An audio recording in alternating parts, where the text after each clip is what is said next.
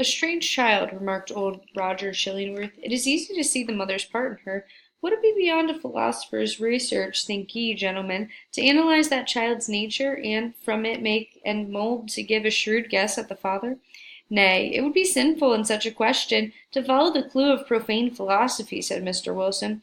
"Better to fast and pray upon it, and better still, it may be, to leave the mystery as we find it, unless Providence reveal it of us own accord. Thereby every good Christian man hath a title to show a father's kindness towards the poor deserted babe."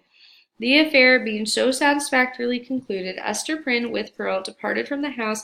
As they descended the steps, it is averred that the lattice of the chamber window was thrown open, and forth into the sunny day was thrust the face of Mistress Hibbins, Governor Bellingham's bitter-tempered sister, and the same who a few years later was executed as a witch. "Hist, hist!" she said, while her ill-omened physiognomy seemed to cast a shadow over the cheerful newness of the house.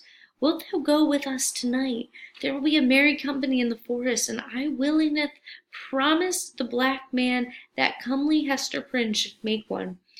"Make it my excuse to him, so please you," answered Hester, with a triumphant smile. "I must tarry at home and keep watch over my little Pearl. Had they taken her from me, I would willingly have gone with thee into the forest, and signed my name in the black man's book too, and that with mine own blood." "We shall have thee there anon," said the witch lady, frowning as she drew back her head.